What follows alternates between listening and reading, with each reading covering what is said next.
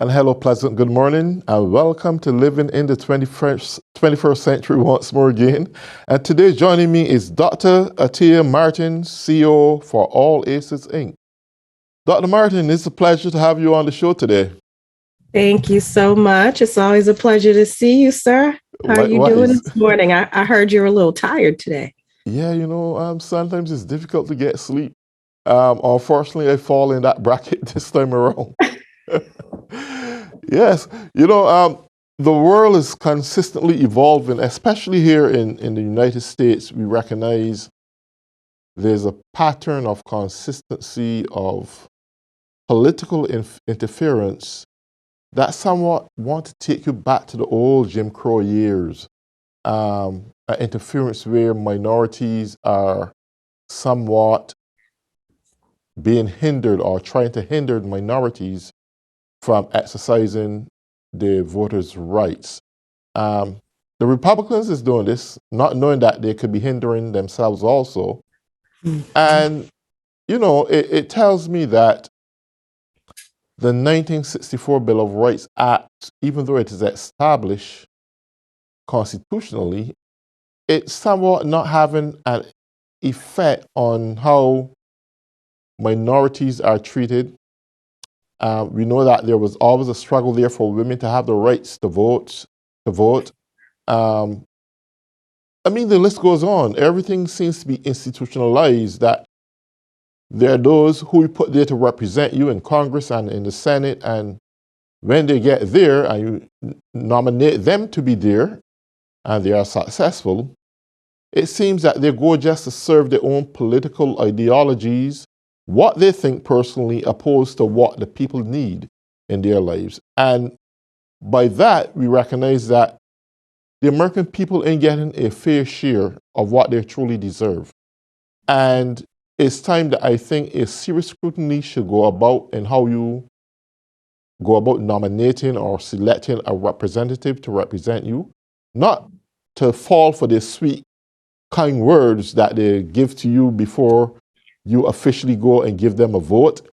But I think the American people's eyes has to be open to what really makes a difference in their lives. I know this is your area, but I don't think it's fair that as we move from one generation to another generation, young people doesn't have the foggiest idea as to what their ancestors had been through up to this stage.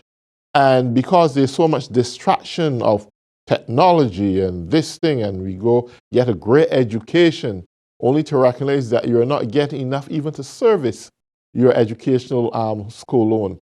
And you have a group of elite people just masterminding a plan that keep you in a bracket of slavery, not only slavery physically, but financially. And society is in turmoil, and they're taking it up on each other before understanding what's really going on.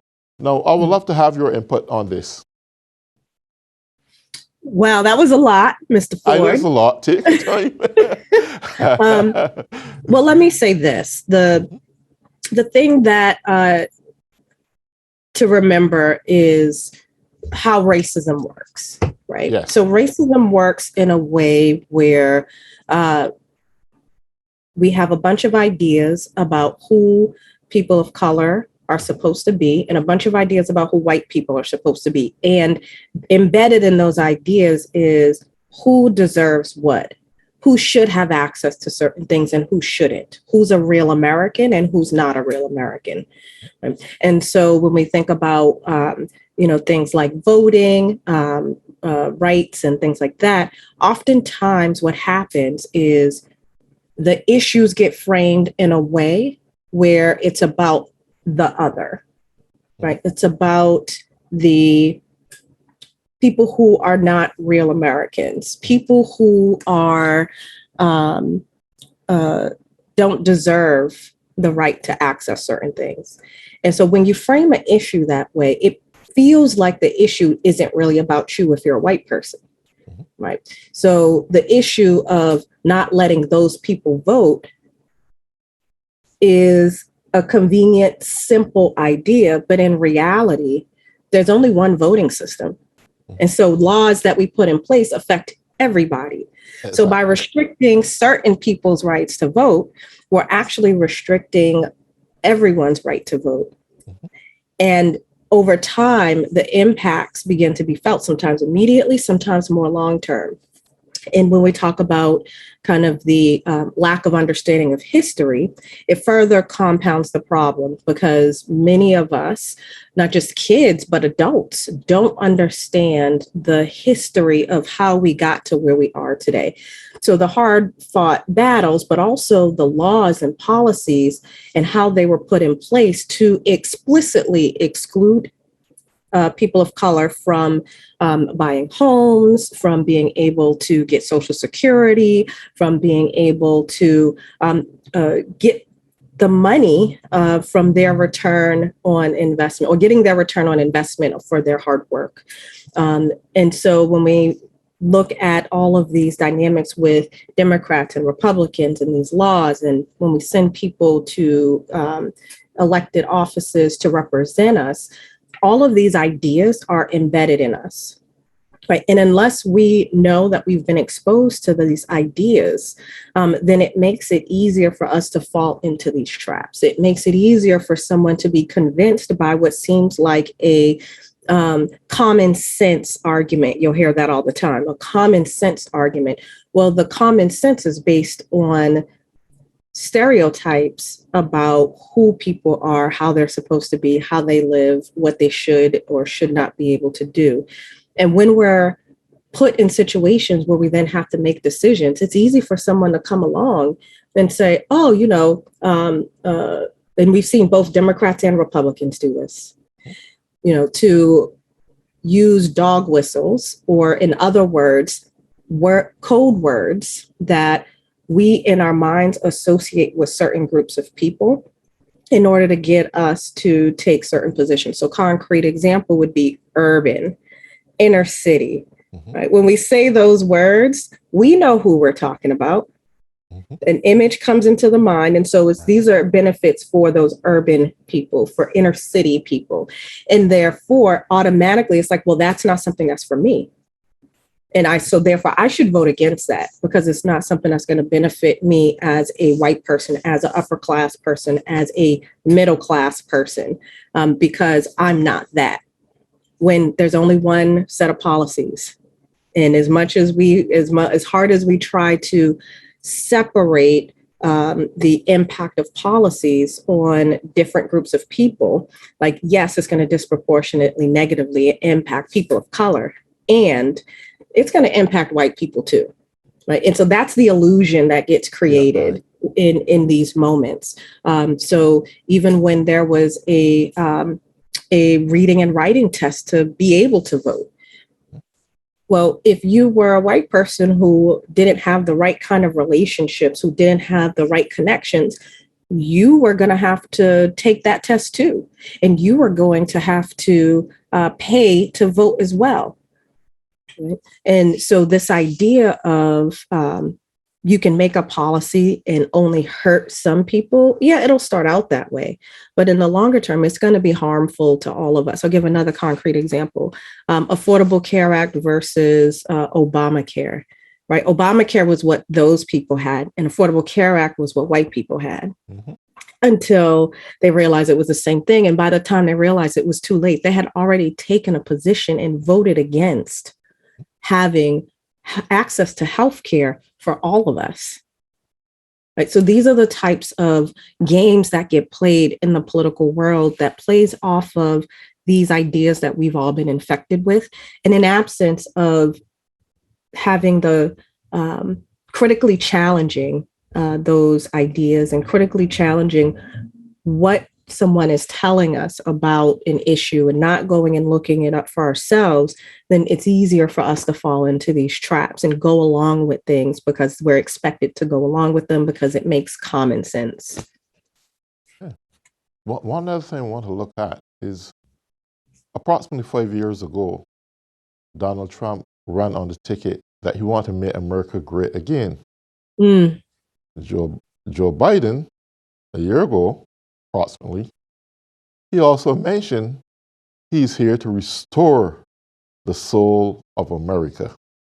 Mm. Now, it got me really thinking. In the last election, we saw the only difference that separated Biden from Trump in votes is that I think Biden had approximately 4 million votes more or something like that. Now, we can actually say the nation is equally divided in reality. And we have that portion that embrace Trump theories and concept despite of how rigid and inconsistent in nature the hatred and the bigotry and everything that negative that comes along with it.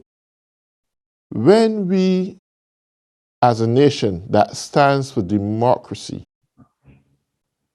and reflect democracy throughout the entire world, a nation in whom we were looked up to, when we come to a point where there's an insurrection simply because of a president spewing lies out of his mouth, what does that tell us as a people right now in this 21st century? Are we better off now than then? I mean, where are we at this juncture in our lives as a people? Well, it's funny because I just had this conversation with someone earlier this week, actually, around, is it so much different now than it was before? Mm-hmm. Right? What are these dynamics that are playing out? And the irony is that it's not very different from our long political history in terms of politicians using certain framings and ideas and things that they know get at the heart of what people are concerned about, what they're scared about, and playing off of that fear for their own political gain. Republicans and Democrats do it.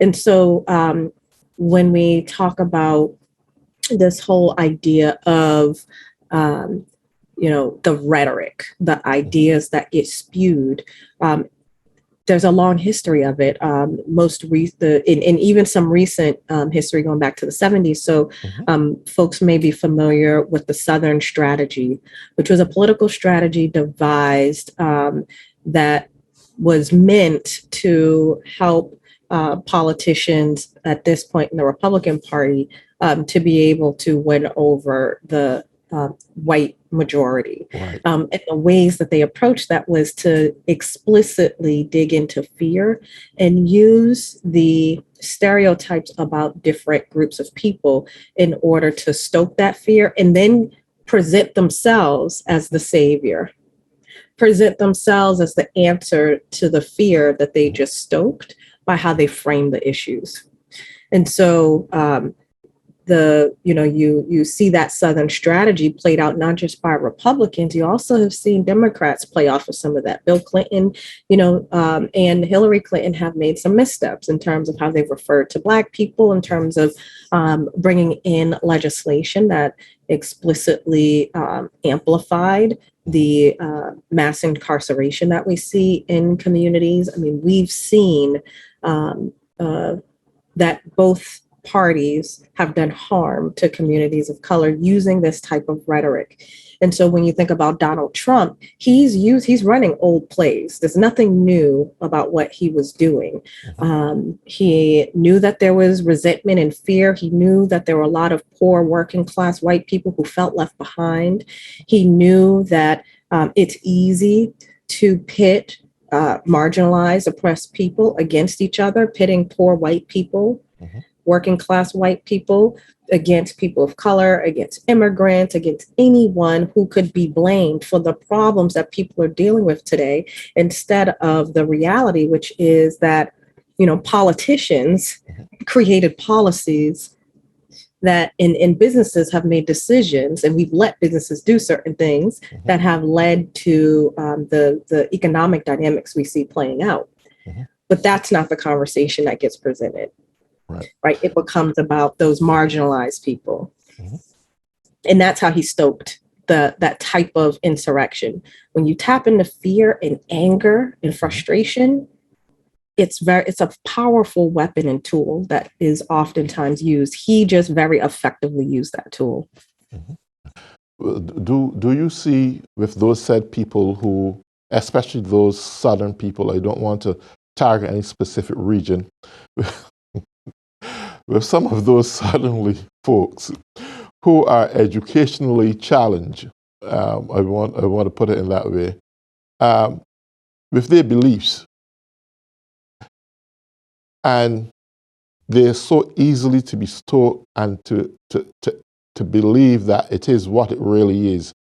Do you see that pose an imminent threat to democracy? I mean, considering what just happened just months ago, do you see that our democracy is under attack? And do you see that at some point, maybe who knows, in the next general election, we may see an overthrow of American democracy? Is that something realistic to you right now at this time? Well, let me add context, and then I'm going to directly answer the question. So number one, I want to be clear that although the target of the ideas of the fear, anxiety, and frustration was targeting poor working class white people, a lot of people bought into the idea. Middle class white people, upper class white people, some people of color, right? So there are lots of folks who bought into the ideas that were presented. And so there's a danger for all of us in being exposed constantly to certain ways of framing issues. And if you hear it enough times, the subconscious mind kind of catalogs it as something that could potentially be true and starts to factor it into how we think about issues, how we think about solutions. And so I just wanted to explicitly name that it's not just whether you're educated or not educated. It's the fact that we're human beings, and there are certain arguments that are flawed, but they're in their logical fallacies, but we fall prey to them all the time. And so, and as it relates to, where we are as a country and what does all of this mean, I really think that every democracy is always in danger of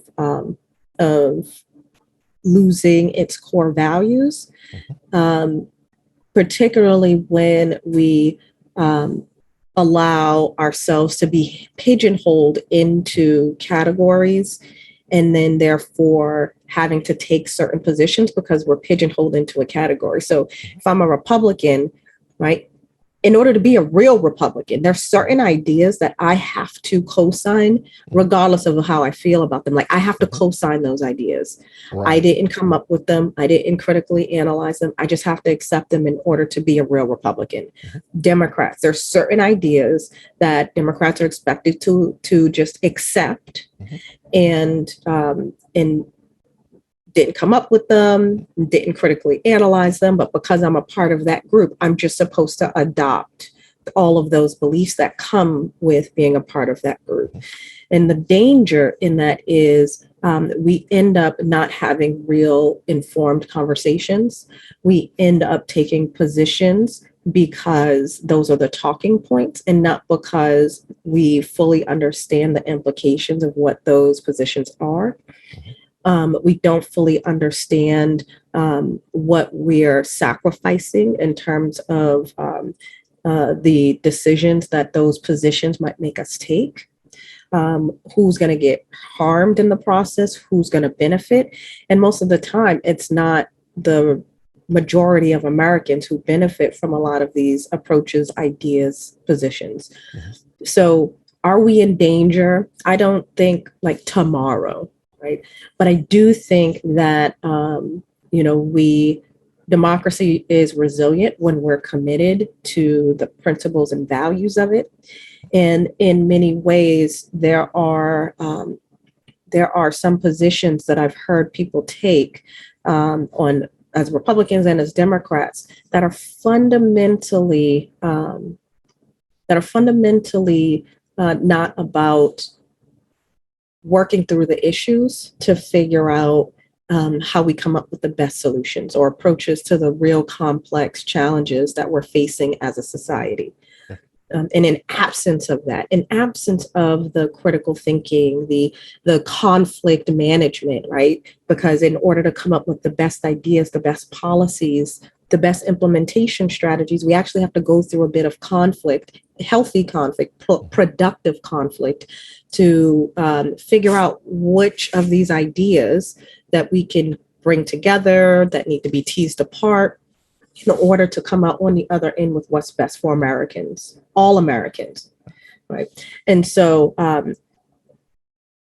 as an illustration of how we've been here before, I'm going to share with you a book that I have up here.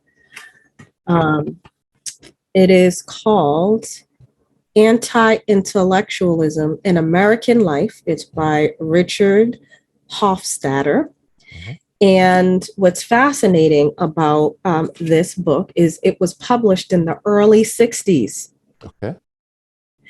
And so the author is literally laying out the same type of concern about the lack of expertise, about the disrespect for expertise, about the disrespect for having real debates and conversations about the issues to get to what's best for Americans and the danger in it. Yes. Right? Written in the 60s, early 60s. Great. Well, one of the things I will ask you though, because a vast majority of Republican senators, and these are the lawmakers, they're smart people, they're not stupid, they're very intelligent. They recognize where America is at this point. They understand the strengths and weaknesses of the people that they represent. And they can care less about fair play. It all has been established months ago in this last election. Who is to say now that they can capitalize on where they know the people beliefs are at by indoctrinating even more radical beliefs about racism or whatever the case may be, anything as negative that they know that people are going to buy into, they're going to put there, and hopefully they can steal, well, I believe they can steal the election by just pulling lies that is not true.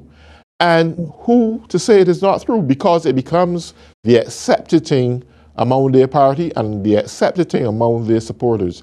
And that's my, well, not fear, but that's my concern, because the reality is,